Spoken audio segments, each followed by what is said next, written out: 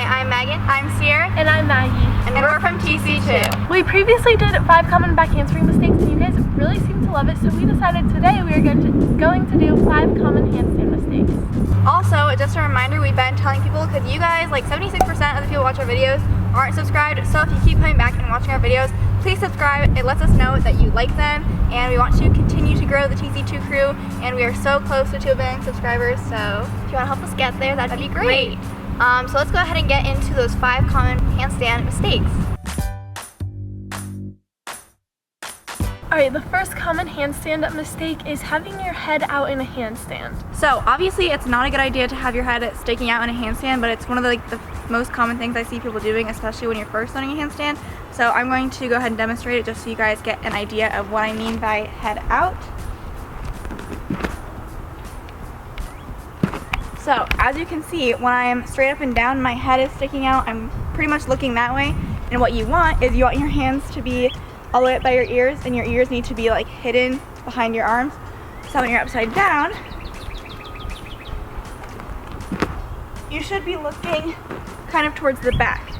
Just so you guys can see a close-up, here's me doing a handstand with my head out. You can see my ears and I'm looking forward.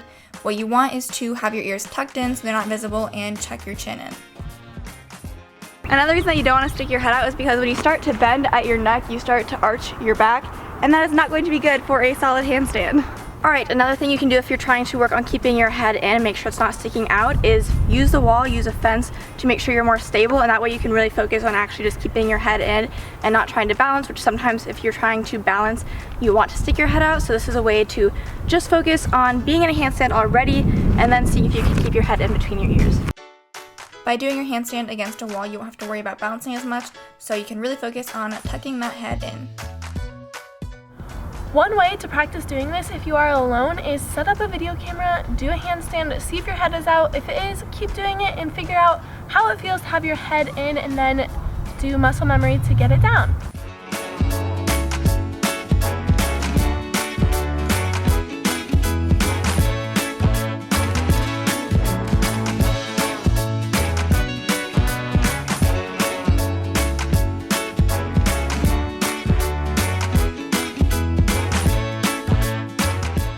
The next common mistake is not staying hollow in your handstand.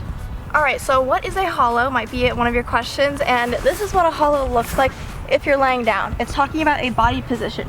So there shouldn't be any hole between your back. See how my back is arched here? You can stick your hand through. You don't want that there.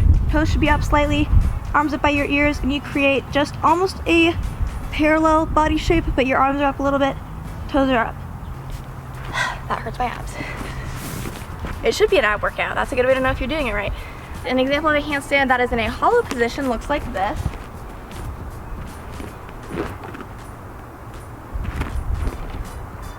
And the reason that a hollow is a good idea is, one, because handstands need to be in a hollow, and if they're not, and if you're competing, then you're gonna get points taken off. They just don't look good if your legs are hanging out down here, if you're arching over there. The hollow is the ideal handstand shape.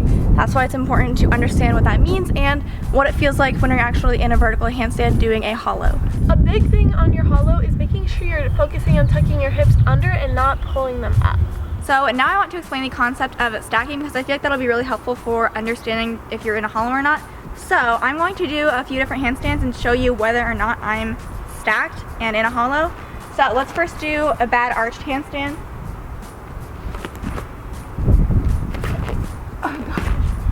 So in this arched handstand, I'm putting dots at each of like the important joints in my body for the handstand. So my hands, my shoulders, my hips, and my feet. And as you can see, these dots are not in a straight line, and you want all the dots, aka all of your joints, to be in a straight line in your handstand. So now I'll show what a hollow stacked handstand should look like.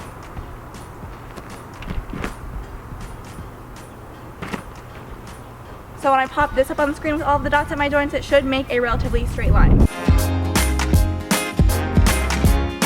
And the third common handstand mistake that we see a lot is not being vertical in your handstand. If you are not getting completely vertical, it may be because you have too much power, or it may be because you are scared of falling. So if you are scared of falling, figure out ways of coming out of it which you feel safe and comfortable doing, like a twist or like coming out of it in a bridge.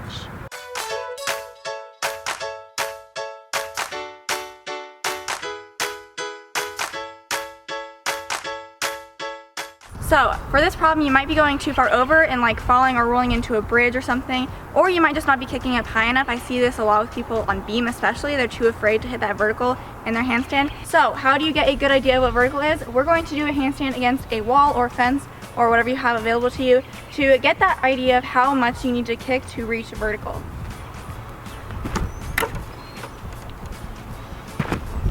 So if you find that you're slamming into the wall or fence, that means you're kicking it too hard. So try and slow it down a little bit.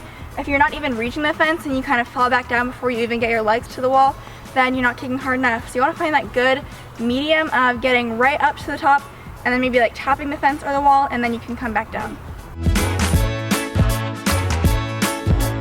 The fourth common handstand mistake is not staying up or balancing very well. Alright, so for this part of the video, it's going to get a little bit interesting because we're going to go two separate routes. One is actually like wanting to hold your handstand for a long time. You can do a few things that aren't considered proper form or technique, but in my opinion help you stay up longer. So we'll show you some of that, and we'll also tell you how to stay up longer in a proper form handstand. One way to practice staying up longer is by walking on your hands. You do not have to be good at it. I am obviously not good at it at all, but it is a good way to practice staying up and balancing. If you're trying to stay up by walking on your hands, just try and pay attention to which way you're leaning. If you're leaning forward and your toes are over your head, then start walking forward, and if you're leaning back, try walking backwards. I will say it is harder to walk backwards than it is to walk forwards, so if you're trying to stay up, maybe have your feet just slightly over your head.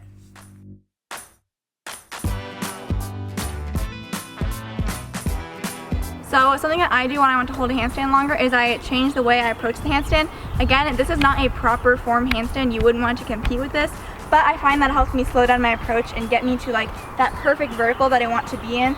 So instead of starting with your arms up and going like this into your handstand, I like to kind of have my arms down and sort of reach for the ground. So I'll show you what that looks like.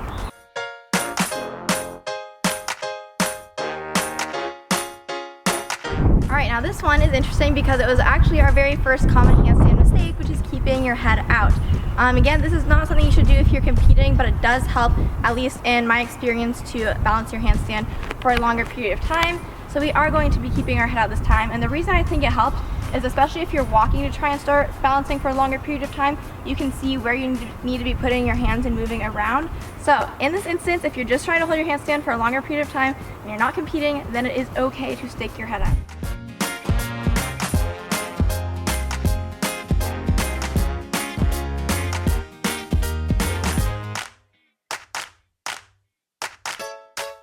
Alright, and now that we covered some things you can do to hold a handstand when you're not competing, let's talk about some things you can do if you're actually going to be doing this in a competition.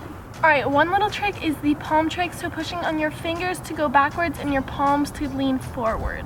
So this trick is to do a different leg position because holding a vertical handstand, while really impressive, is definitely probably the hardest one to hold in my opinion. So when I was first learning how to hold my handstands for a longer period of time, I would play around with stags and double stags because I feel like having your legs out will give you better weight distribution, or like you'll be able to balance yourself a little bit better. So I'll show you what that looks like.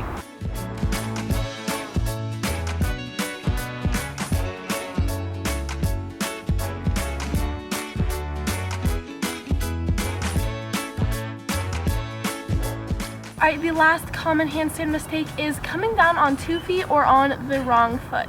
So make sure you are coming down on the right foot, and if you're coming down on the wrong foot, it will just feel awkward and it will be harder and not as comfortable.